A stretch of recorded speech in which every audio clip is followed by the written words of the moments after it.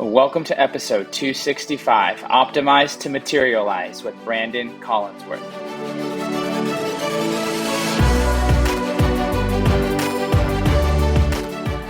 Welcome to the Be That 1% podcast. I'm your host, James Silvis, mindset specialist and performance coach. And here on the show, I'm going to challenge you to think deeper, commit to greatness, and develop a stronger mindset.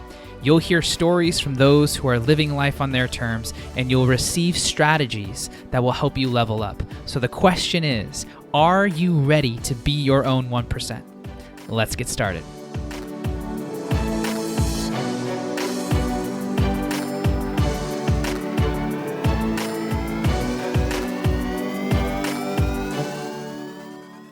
What's up, everybody? Welcome back to the Be That 1% podcast.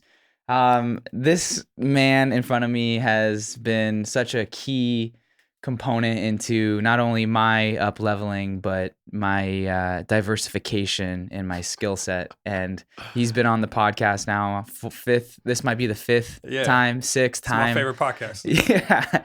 Hey, I love having you, bro.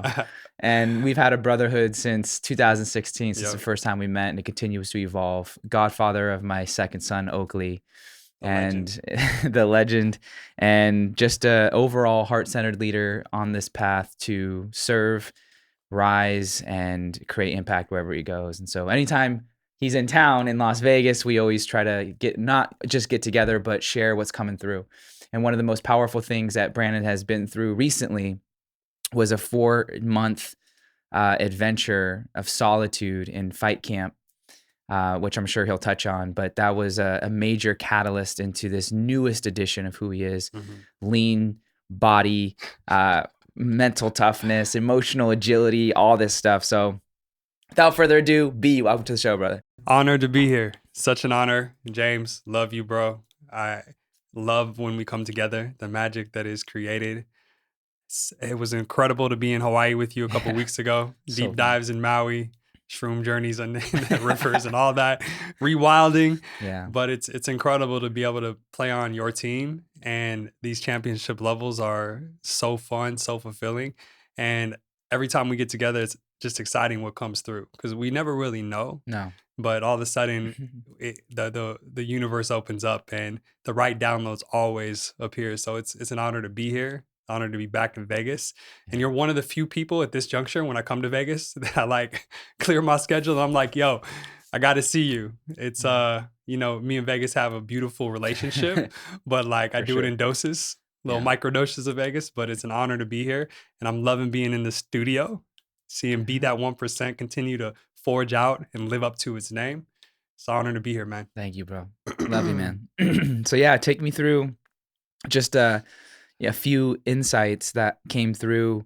You've done fight camp before. You've done long stints, whether that's more than 6 weeks, but this was the first of its kind in that it was 4 months. Coming off of a very hard year with your mother and just a lot of new things happening, evolutions taking place. Right. And the cocoon that Thailand did for you, what was that? Mama Thailand. So, coming off of my mother's passing, June 11th, 2022, it was the beginning of the most incredible initiation of my life. And it was an opportunity to wield my tools. All these tools that I've been cultivating, as they say, it's all bullshit until it's tested in the fire. And that was the opportunity to put all my tools to test. Like my tools of gratitude, my tools of positive thinking, my tools of, aligning my mindset, my tools of aligning with the right people. All of these things were put to the test to really, ask myself, am I who I say I am? And the truth is, the 6 months following my mom's passing was one of the most productive 6 months of my life, like trajectory changing. I used the pain and the grief to really funnel my energy towards bringing to life my highest expression. By the time we got to January, I did my first TED Talk and TEDx talk, and it was super successful. I had Warrior Retreat 7 go down again, completely sold out. I'm now like executive consulting for some of the biggest brands in the game. my speaking career is like taking off. Everything was rolling, but I was beat down. My body, which I've derived so much wisdom from, was broken after not only my mom, but 3 years of like it not being in an optimal state to thrive. Mm. And so January comes around and I ask myself, what is it that I need more than anything? And it wasn't, I need more people. It wasn't that I need to be wrapped in community. It wasn't that I needed to lay by a beach.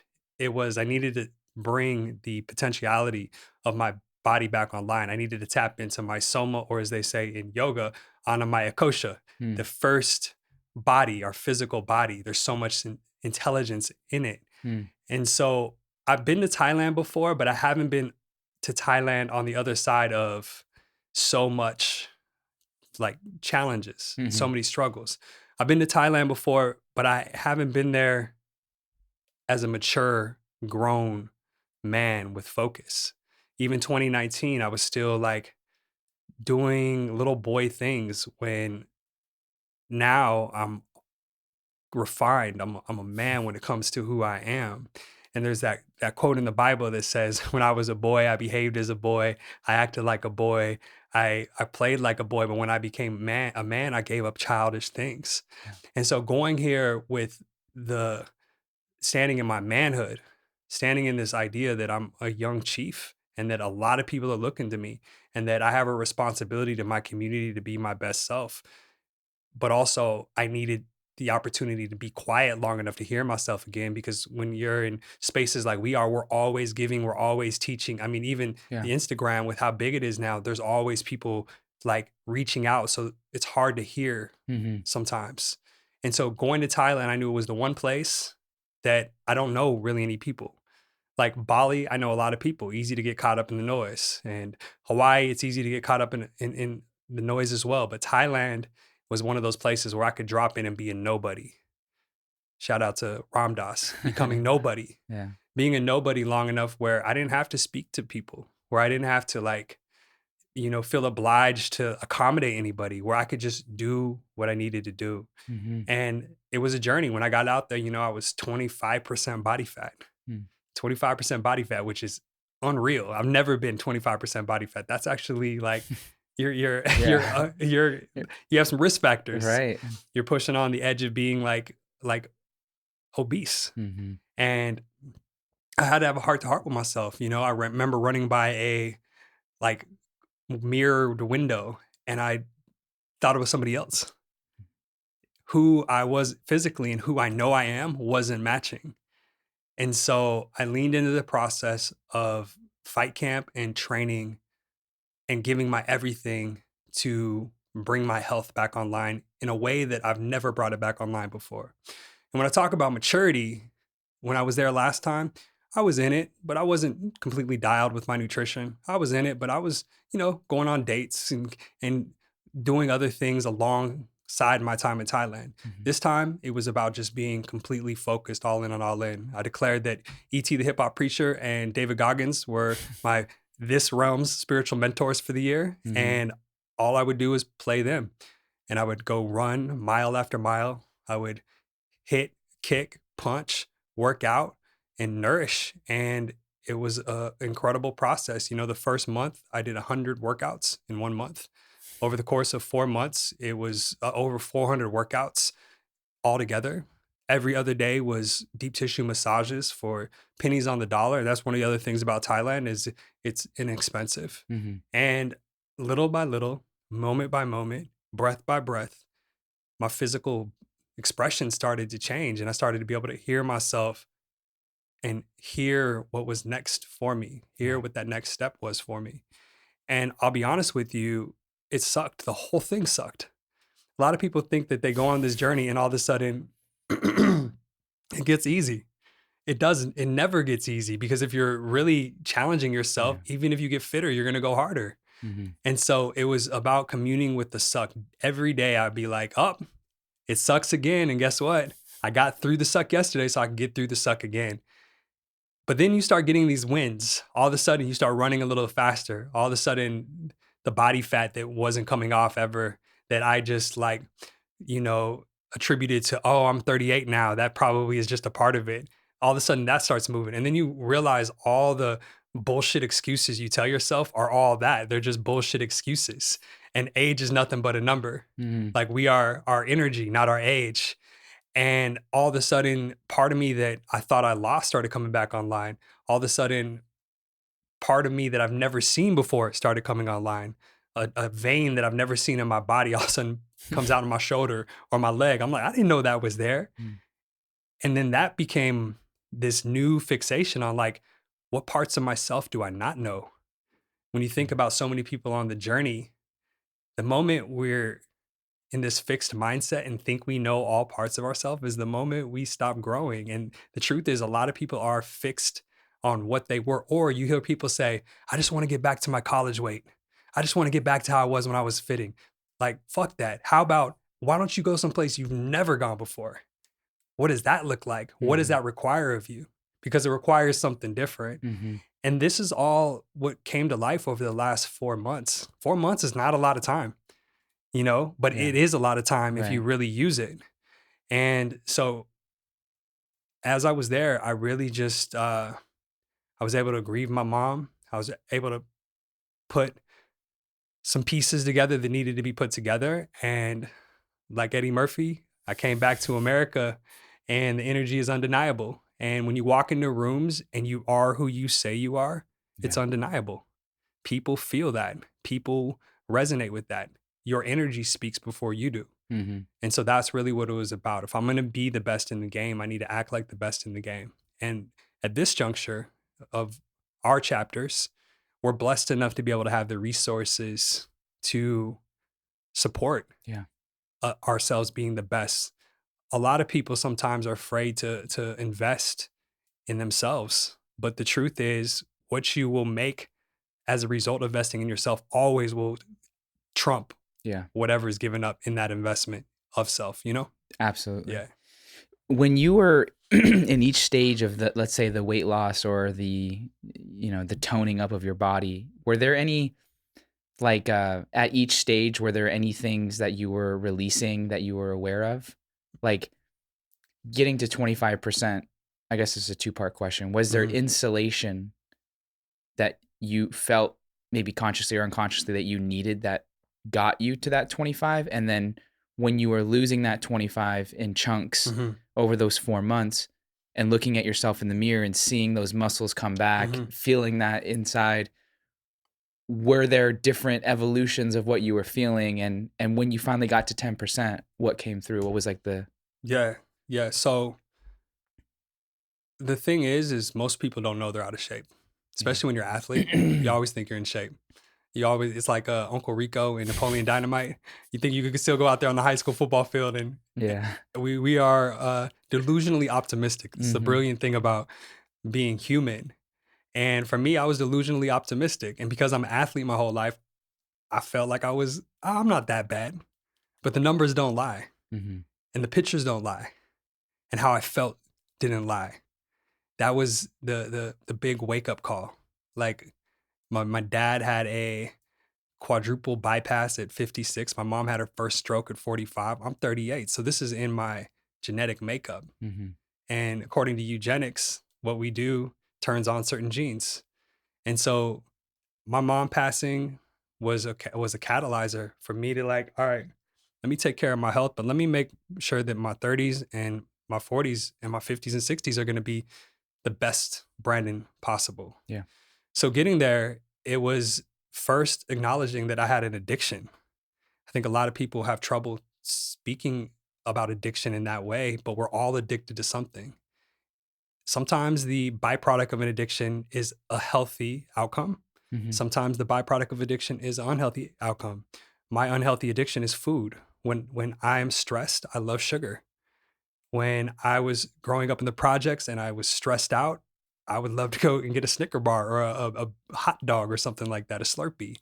And so now that I got money, everything's on the table. I can have whatever I want, whenever I want. And when I'm stressed, that's what happens. And so when I got to Thailand, I called up a couple of our friends and I was like, hey, just want to let you know I'm in rehab. And they're like, what do you mean you're in rehab? Like, you're not on drugs. No, I'm in rehab because my food addiction has put me in this space where I'm at 25% body fat. So I removed myself out of the environment that was causing me to be sick, which was this American grind. And I put myself in an environment where you have to go out of your way to get shitty food. Then what I did is I went ahead and set up a meal prep service out there that gave me highly dense, nutritious food, Yeah. and made sure that it tasted amazing. Mhm. And then I realized that as long as I'm satiating myself, the sugar addictions go away. The sugar addictions come real quick, but if I put high quality food in, it changes. And so the first month was really all about that. It was about Detox. detox. It was about getting my aerobic capacity up to a point that was strong. It was about doing a lot of massages. It was about getting my sleep right, getting my HRV back to a solid number, and reducing the inflammation. Like, I was swollen throughout my entire body. Like, I felt it in my organs.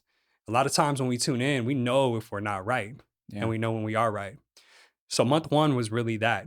Month 2 is when I started to drop muscle and body fat. And I've done that in the past where I go really, really hard and I just emaciate myself. And that's one way to do it, but that's not sustainable. To emaciate yourself, you're giving up vital muscle mass that you worked hard to get. You work hard to get, yeah. So I allowed myself to really dive into a more animal-based diet. In the past, it's been vegetarian-based, and just allowed myself to nourish myself and intuitively give myself what I need at every step of the journey. So month 2, I start locking in. And month 3, I go full force with my Muay Thai teacher. I mean, before that, I'm going like once a day, twice a day. Now I'm on a routine. Monday, Wednesday, Fridays, I'm hitting strength and conditioning. Every day, I'm drilling with my Muay Thai teacher and sparring. And at the same time, I set a goal for 150 miles on my 3rd month. We've done 100 miles in a month. It's 3.4, 3.3 a day or something like that. But 150 miles was a different animal. And I said, no matter what I'm going to do, I'm going to hit these 150 miles along with everything I'm doing right now. And month 3 is when all of a sudden, because there's a street in Thailand called the Soy, and it's just this one-way street, and there's like 20 plus gyms on there, and it's just fighters walking down there all the time. And I'm like the guy that doesn't speak to anybody. And I speak to like everybody. I was in my zone. All of a sudden, people are like, bro, you're looking good. This is starting to come from everybody. Yo, man, you looking great. Even though I didn't really see it in the mirror. It's funny how like psychologically we can see what we want to see. Like, I swear I thought I was ripped. And I look back at pictures, I was like, bro, you were not ripped. You were like straight dad bod, like, And so all of a sudden people started seeing it. And then that motivated me to go even harder. And coming out of my 4th month, I just was able to finally push into this 10% range, which I've never been at 10% and muscular. I've been emaciated, but I haven't been muscular. And so it was that 4-month journey that a lot came online, and I learned something about my physical body that was just incredible. And what I love most about it, it wasn't just to train to be fit. It was trained to be a better martial artist. And to see that carry over into the martial arts motivated me to continue to go ahead and just like do that. Yeah. And so, creating that undeniable stack of proof that we are who we say we are is everything. And that right there has set me up for so much. When I came back to the States and I went up to Nike, I'm signed to Nike 10 years from now. And you hear about those stories of like washed up athletes. They get to that 10-year mark and they're just washed up. To be able to go back there at my 10-year mark and be the best I've ever been in my whole entire career at Nike, it was a statement piece and it was felt, which is why certain opportunities all of a sudden open back up. Yeah. So it's been an incredible journey, man. And my mom was with me the entire way.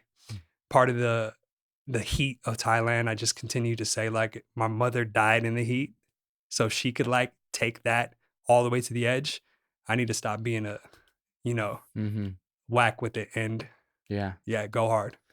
It's amazing, bro. It's inspiring, and you do look amazing physically, and it comes through in your eyes and your smile. There's a liveliness that I've never seen, but you've also never been in this shape before, and hence why my goal is now 10% at the end before we go to Warrior.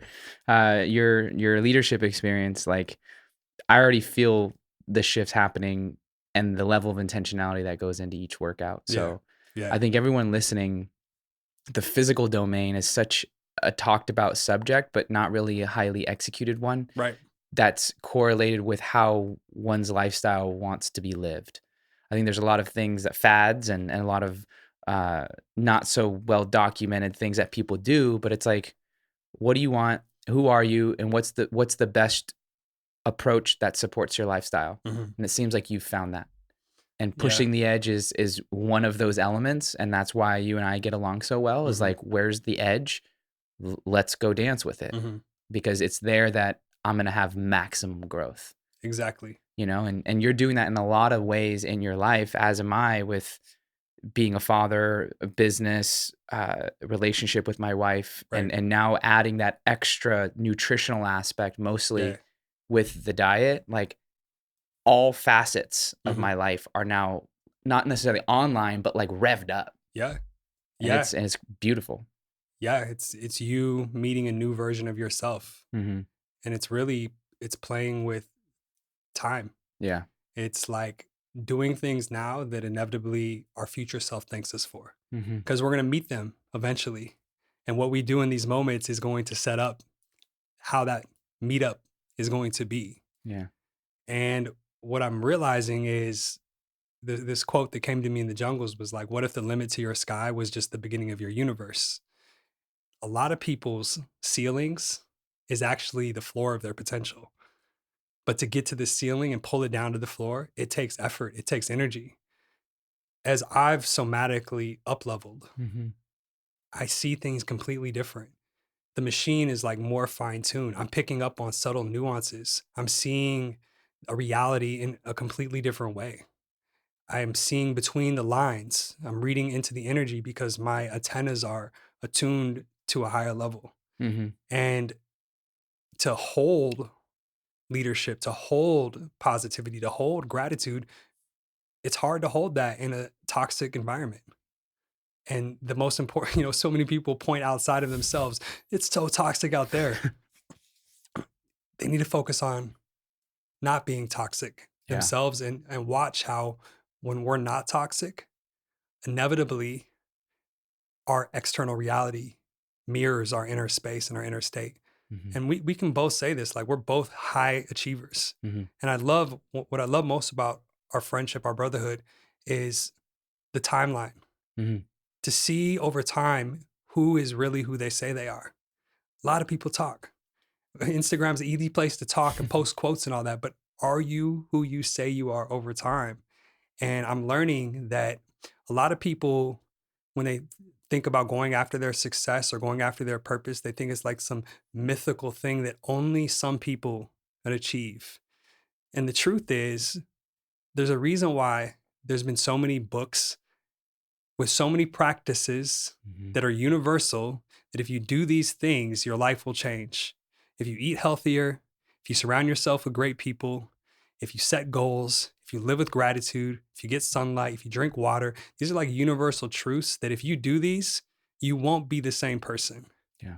And that's the beautiful thing, because it puts the power in a society where powerlessness seems to be the status quo. It puts the power back in our hands. And that is both a beautiful place to be and a very confronting place to be, because it's like, yes, you have the choice. You have the opportunity to change your life, and it's all on you and nobody else. And a lot of people don't want to take that responsibility. But when we take that responsibility, it becomes a game changer. One of the big shifts for me, because I had this love and light moment where it was like love, light, namaste, everything. And I've had my toxic positivity moments where it was like, I'm going to overly positively make everything positive. And I've had my no more pain, let me step into power. what I realized through my mom's passing, what I realized through the cave that I just went into and came out of, is that pain, suffering, embracing the suck, that's magical, man. It is so magical what is in that space if we allow ourselves to go there. And there's gems there that you will not get anywhere else. Yeah. There are certain codes that happen when we're at our edge that are game changers if we allow ourselves to go there. And in a coddled society, one of my professors, Jonathan Haidt, has a book called Coddling in the American Mind. In our coddled society, people have lost the ability to sit in the fires long enough. The hardness, yeah. The hardness to bring something out that is like strong and tangible and like a game changer, not only for themselves, but for their communities. Yeah. I love that. One of the frameworks that, what's his name? Phil Stutz. There's a documentary of the Jonah Hill. He documents like his journey with his therapist. And Phil Stutz is his therapist. And they were talking about all these key insights that Phil has learned over his years and that he shares with Jonah. One of them is called Life's Three Truths. And no matter who you are, regardless of socioeconomic status, religion, culture, age, these three things are just a fact that they're going to show up regularly. Yeah. Like they're not going away. Right. Pain, Yeah. uncertainty, Yeah. and work. Come on, man. And I was like, oh, so good. But to the pain, right? Like you could wait for pain because pain's going to find you. Or you could do quote unquote painful things, challenging things, uncomfortable things to build your pain muscle. Exactly. So when the unknown pain comes, you're more equipped. Yeah. Doesn't mean it won't hurt. Exactly. But you're more equipped. Exactly. Right? And then the uncertainty is like, I can't predict what tomorrow is going to happen. Mm-hmm.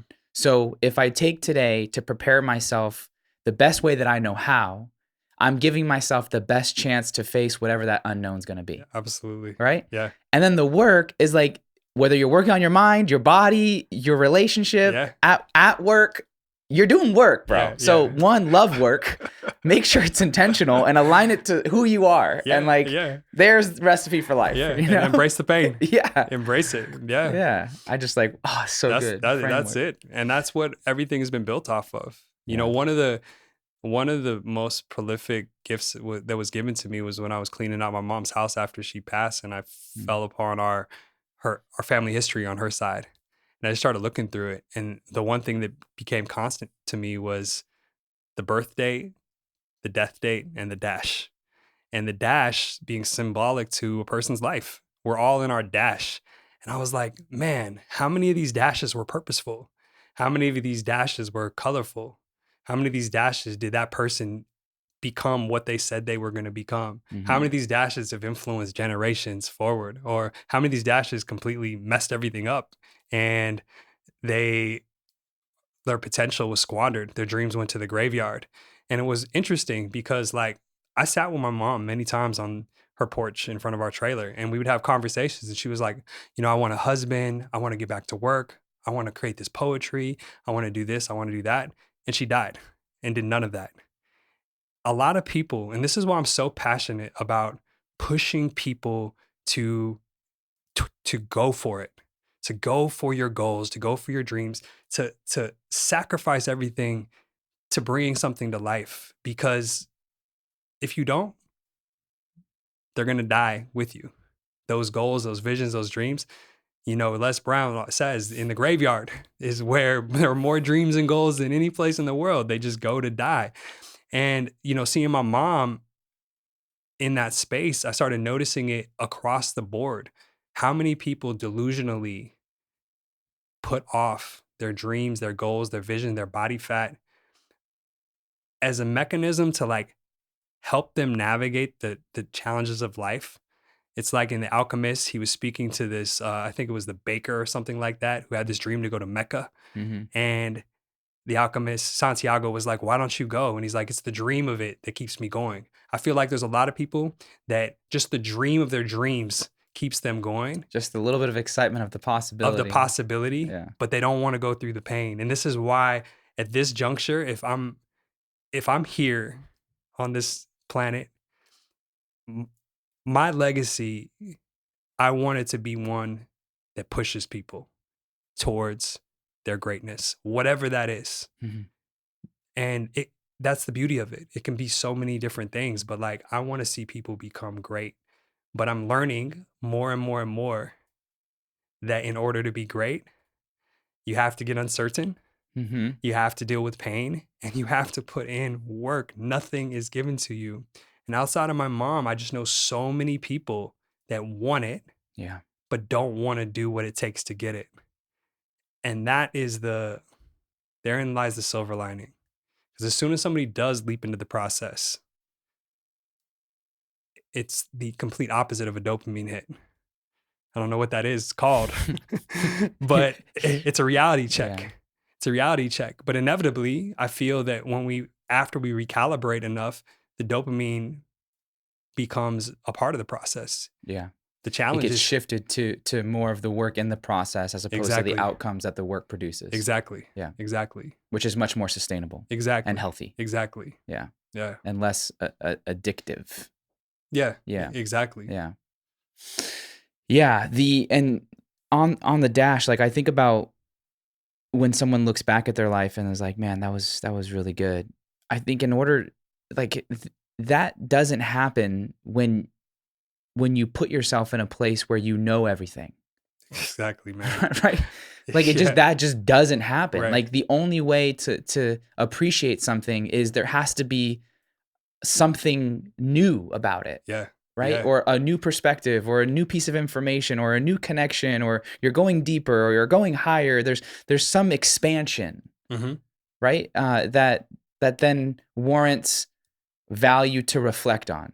Absolutely. Because if it's just monotonous and Absolutely. robotic, what's the point of living? What's the point of showing up? Like it's safe, yes, and it's predictable, and people who like control like that. But Mhm. fast forward that a couple of years, that's a recipe for regret. Yep. That's a recipe for resentfulness. Right. That's how relationships start to erode because Mhm. people don't speak their Mhm. truths.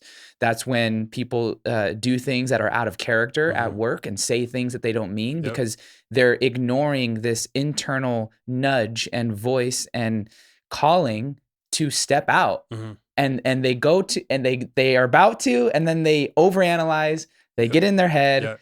they convince themselves that it's not the right time, they don't have the right funds, they grew up in the wrong environment. Yeah. It's, the country's this and that. It's like, bro, you're always gonna have an excuse Yeah. if that's how you're gonna play the game. Absolutely. There's always gonna be something to blame Yeah. it on. Yeah.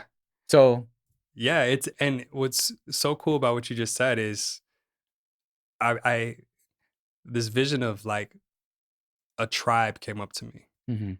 And it's like part of living in nature and amongst nature is every day you're faced with unpredictable things. Yeah, in Maui we were talking about this. I remember this. Yeah. Go for it. Go there. and challenges come through.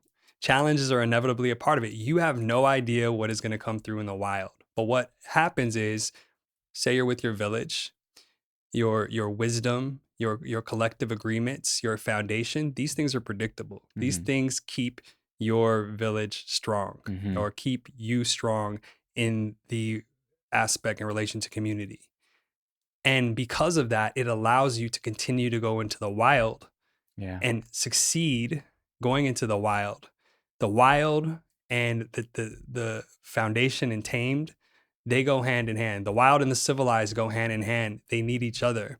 What's happening in our society is so many people have become so disoriented with the wildness of things and playing it safe that there's no juxtaposition. And therefore, if you're always playing it safe, no novelty is allowed to flow in. And because there's no novelty in that space, people are slowly dying inside. Yeah. And all of their skills, you could have all the skills in the world, but if you're not putting them to use, what good are those skills? Mhm. You know what I mean? Absolutely. It's like reading the entire and remembering the entire Encyclopedia Britannica, and how are you gonna use it? Right. And so this idea of being able to bounce back and forth is so important.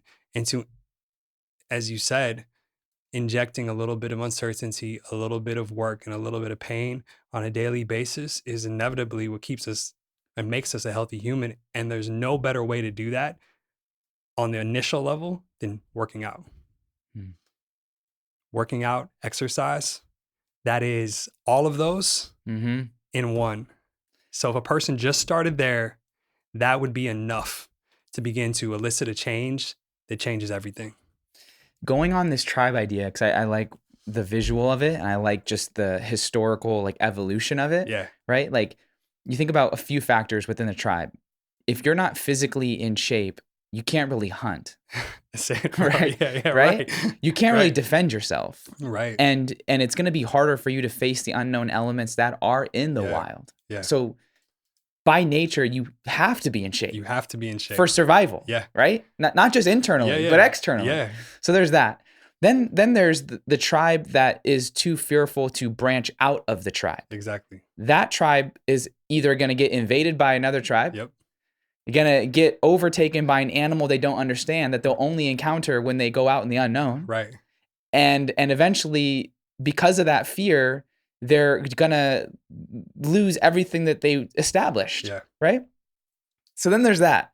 But then there's the learning of like going out, like those berries, don't do those berries. How, like mapping the territory. How do you know where you live if you don't step outside of what you know? Exactly. How can you cross-reference how far something is if you don't take the time to explore it? Exactly. Right? Like just that metaphor alone is so helpful in putting it into a very simplistic, primal, humanistic frame that people are like, okay, I got it. I got to be healthy with my body. I got to have the right people that I can come back to and feel safe around, where we're leveraging collective skills. So I don't have to do everything. Exactly. And I can rest, but still be somewhat on guard because we're living in nature. Exactly. And then when I explore, the exploration is what keeps me present in what's happening right now, allowing me to learn maximally around my environments, to take that knowledge back, to teach the tribe so the tribe can grow, experience new lands, have new foods, different conversations, you name it. That's it. That's it, dude. And what we were talking about in Hawaii was nature demands presence. Yes. I remember I was walking out there deep on the mushrooms and I slipped on a rock, and it was just a little slip. Sure. And I was like, but I wasn't present. Mm-hmm. And this moss took me out. And nature demands a level of respect and demands a level of presence. And as human beings, one of the most important tools that we can wield is, as you always say, presence, and inevitably respect, because one wrong move going out there into the wild, you could lose your life. Absolutely. You pick the wrong berry. You don't come with the right data. You're not aware. Your mind's in too many different places. You're not physically strong. Your nervous system's not tapped in and tuned in. You know what I mean? You go too far too quick, or you go too slow and not fast enough, and next thing you know, one wrong move and it's a wrap. Therein lies the sacredness of life. All these foundational tools are there so that we can inevitably play our lives to its fullest capacity. And this is why it's like, it's the greatest video game ever. And as we cultivate these tools, we are able to play on a higher and higher level. Yeah. Which is why I think we continue to like resonate on this championship mentality. Because in order to win a championship as sports guys, you've got to have the right team. You got to have the right people in place. And if you got, for example,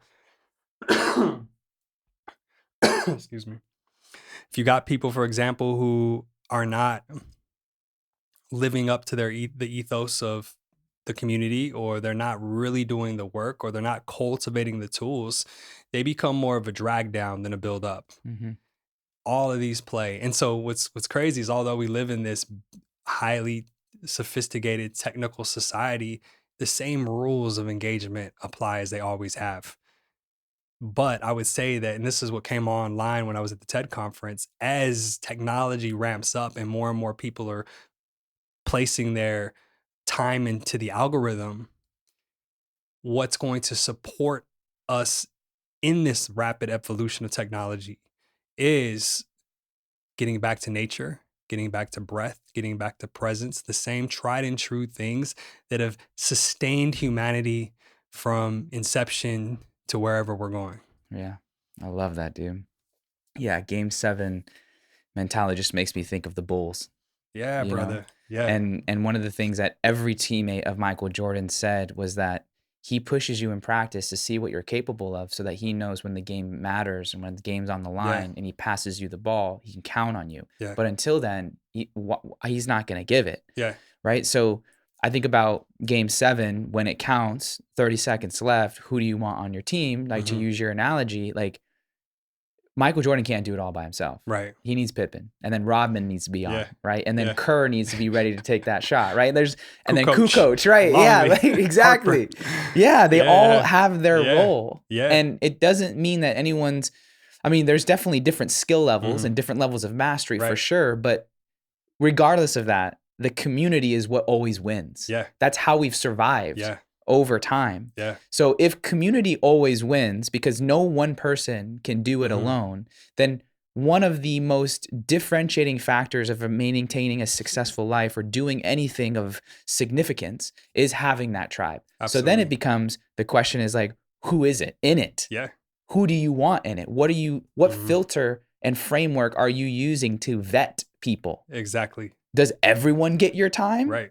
Or do certain people get your time? Right. And if those certain people do get your time, why? Yeah. And what are they getting from you, right? Like, it's just fundamental Exactly. questions. Exactly. I think that when you're just starting out, if you're operating at a high school level of competency, it's kind of hard to pull an MBA level of competency onto your high school team. Yeah. As we go on the journey and we cultivate the skills, it demands a higher level of caliber of players on our team. This means that some people that played on our team at the high school level, or some people that played on our team at the college level, that means that they don't get to play on the pro level. No offense, but excuse me. Yeah, no worries. Throat's a little dry.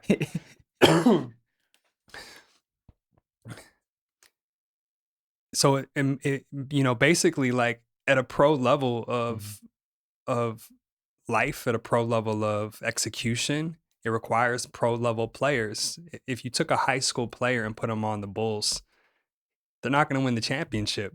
They just don't have the skill set. Now, maybe through mentors and all that high school player like Kobe, he had all these mentors in the NBA. They can guide him and lead him, and that's the power of associating with elders, going back to the tribe and the village concept.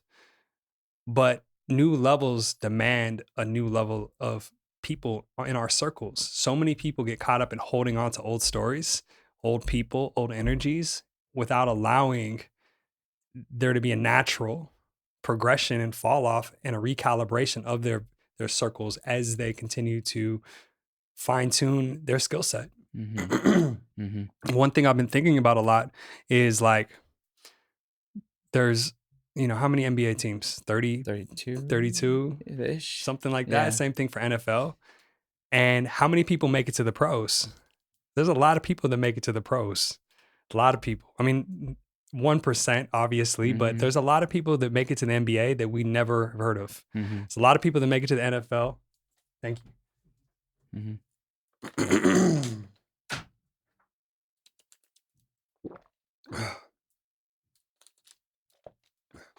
There's a lot of people that make it to the NFL that play a season and then they're done. There's a lot of people that make it to the pros that ride the bench. There's a lot of tennis superstars that will always be top 200, but never top 5 or the number 1 spot. That number 1 spot is a different ballgame. It requires a different level and a standard. And it's not for everybody, but for those that want to play big in life, big in relationships, big in finances, big in health, there's a tried and true level of sacrifice and execution that has to be employed in order to make that happen. It's not for everybody. Yeah. But and one of those main sacrifices is relationships. Yeah. Like, man. per intimate ones, friendships. And if people don't understand that game 7 mentality, there's always going to be a disconnect, and Exactly. whether that's right or wrong, I don't know, but it's going to be a challenge, and there needs to be some conversation around that. Like, I'm fortunate enough to have had conversations with Amanda about where I wanted my life to go and what I wanted our relationship to be around, and invited her in to add her inputs. But at the end of the day, growth is the name of the game. Yeah. And I love fortunately, that. she said yes, Yeah. right? But there's a lot of people who get together who don't have that conversation, Right. and they aren't as aware of themselves as they think they are, and they're goal-oriented, ambitious, high Right. achiever. And then stacking that over the course of years, and you add kids, then you add careers, like Right. the distance, it just keeps growing apart, right? And so Right. like as soon as you can have that conversation about your visions, your desires, your goals, and making sure that both people are on board, hmm knowing that they won't always know what it takes Yeah. Yeah. until they're faced with it, Yeah. like that needs to be had. Absolutely. Absolutely. There was a quote I put up this morning by Vex King, and it said, like, the truth of growth is that it comes with a lot of goodbyes. Hmm. And it's so true. It's just a part of the game. And the more we can gamify it and look at it just like that, that's why the metaphor of sports is so powerful to me. The more it doesn't have to take on this underpinning of like, I'm better than you, or I'm not, or you're not, I'm invalidating you. It's more like, this is where I'm going. Yeah. This is my commitment. This is the level that I'm operating at. And unfortunately, my team only has room for this many spots, but I wish you the best on your journey. Yeah. Greatness requires sacrifice. It does. And what is greatness? I mean, yeah, it's subjective, but I feel that the objective truth is like, we all know inside what we're capable of. Mm-hmm. And I think when we're living to that level, then we're great. Yeah. Maybe it's something simple, like, I'm going to just be the best brother or mother, or this is my mission. And that is great. Mm-hmm. For some of us, it's something much more world defining. Therein lies the journey. Hmm. Therein lies the beauty, right? Like, at the end of the day, even if you're in a marriage, like, you have such a beautiful marriage, shout out to Amanda. But even in a marriage, the most important relationship is still going to be the relationship you have with yourself. Absolutely. And that's the only relationship you're going to have from birth to death. There's going to come a time where it all is over. And we have to look ourselves in the mirror and say, did I live up to my greatness? Mm-hmm. Whatever that is, I want to be able to say, I left it all on the table to become everything that I'm supposed to become. And I want other people to be able to do the same, because a long life doesn't mean a good life. Some people live 20 years, and they make the most of it. Some people live entire lives and they never ever really like get beyond their bullshit. Mm-hmm. And so at this day and age, 2023, where we have the entire world at the touch of a button, where there's no limit to what is possible, where most of the barriers to knowledge and wisdom have been broken down, there's really no excuse to like go for it. Really no excuse to like excavate. Really no excuse to just bring it all to life, because it's possible. Right. And that's how we pay homage to everything that's been laid down for us to be here, Absolutely. Absolutely. And boiling that down is like exercise, get in nature, Yeah. eat right, Eat right. find the right people, Yep. create a purpose, Yep. do the work, Do the work. get comfortable with pain, Yep. and embrace the uncertainty. Come on. Just recap that. Dude, Yeah, right? Yeah. Like, That's it. do those. That's it. Do those on a regular basis and things will shift. And in the space of surrounding yourself with good people, surround yourself with people who have walked into the wild before you, so they can show you what berries not to eat. Yeah. And show you how to move. Yeah. Potently and presently, rather than sporadically and unconsciously. And in that space, everything begins to change. I've grown into my manhood more. It's interesting because I'm not the same person I was. There's something that shifted fundamentally in me. And I've been much more discerning of all energies, human form, food form, that come into my space. Part of being a chief, and I think we're all chiefs of our, or at least at the minimum of ourselves, Mm-hmm. but chiefs of small tribes, some big tribes, some people, family units, some people businesses. As a as a chief, like knowing thyself and truly like doing that work and truly like excavating what needs to be excavated, it takes everything to another level. It allows us to be in relation with ourselves, our environment in a very powerful way. And when done right, it attracts other chiefs into the circle. It attracts other tribes, it attracts other people into your space to help augment and support everything that one is creating. Yeah. So it doesn't have to be it's a collective journey and it's a lonely journey at the same time. But lonely not in a bad sense. Right. Lonely in a sense is that we get to become our own best friends. We get to become our own beloved.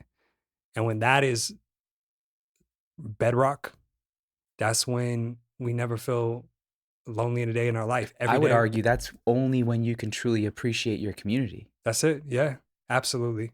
Absolutely. Because then you're not using the community to validate yourself.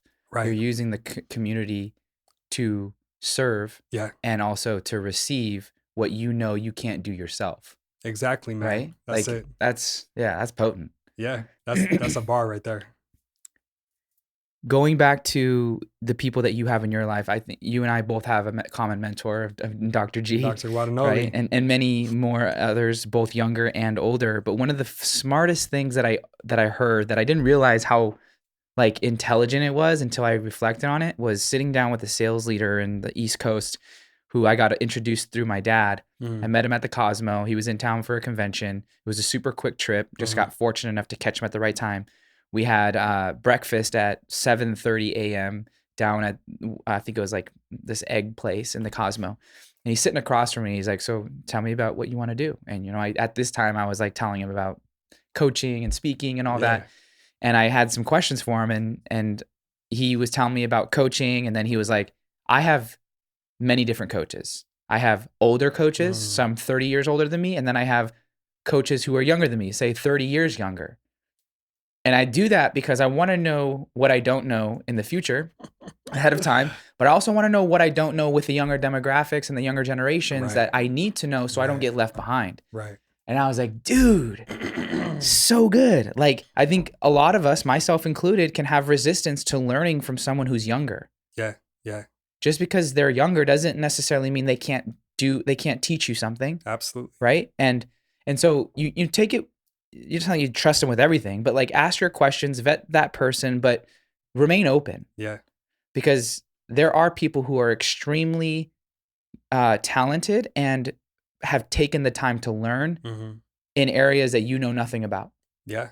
Right. And so just remaining open and being fluid with that, I think would be a helpful strategy for everyone listening. Absolutely. Instead of that old chief that doesn't want to learn anything from the new generation, truly embodying the Zen Buddhist maxim Shoshin, which means beginner's mind, empty cup. And then it flows. And that's the beauty of life. But I love what you recapped there. Like that really is it. And that's what makes life life. And that's what makes life beautiful. Yeah.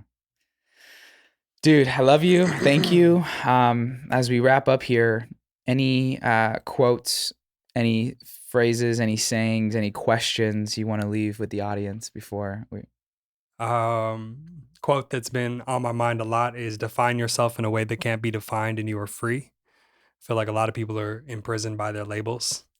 If I only allowed my label to be a trainer, I wouldn't be able to dance in many different spaces. Labels are good initially. That's like level 1. But eventually let the labels go. And that's where art begins. And art is infinite. Art is merely turning neural impulses into a tangible reality. That's where we get to paint our pictures. So getting beyond the labels of I am painter, architect, engineer, mom, dad, black, white, this, and getting caught up in your humanity is what I believe the pathway to bringing our art and our true greatness to life, unrestricted and no cap on top of it, where it opens up the opportunity to like dance with full potential with the universe, with God. be formless.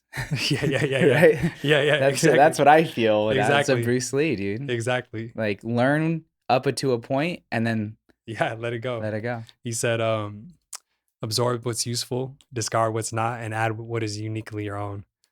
Essentially the essence of, swagger. Yeah. And I'm also super excited to announce that we got James Silva's coming down to Warrior Retreats number 8.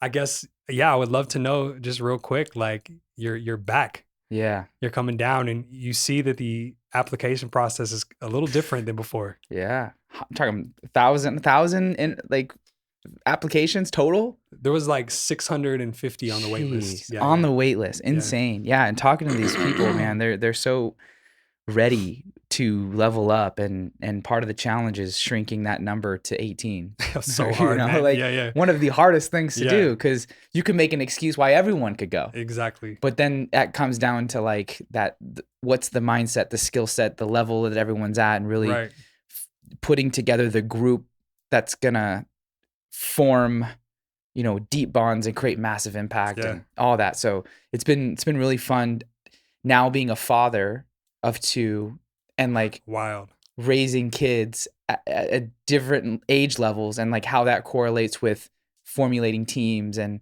reading personalities and hearing things in a different way, so that's been really cool. But most importantly, like getting to go the whole time, and Amanda being super supportive of that. Shout out to Amanda. Yeah. Like I've never done a full Warrior. It's always been a couple of days off, or, at the end I leave early just to, have the responsibilities, but to truly be in it the whole time. Yeah. At this level of like awareness and skill and commitment. That's what I'm looking forward to. It's an honor to have you back. Thanks, you man. are one of the masters that anytime we get your presence at Warrior is incredible. And to be able to have your full presence at this year is going to be absolutely incredible. So thank you for believing in Warrior Retreats. And it's crazy that we're on our 8th one. Bro, we're here because of you, man. Yeah. Thank you for your vision. Absolutely. Yeah. And those listening, thank you for your ears. Thank you for your attention. Thank you for being a part of the Be That 1% community. Go out there, be your own 1%, live on purpose, and do the work. Peace.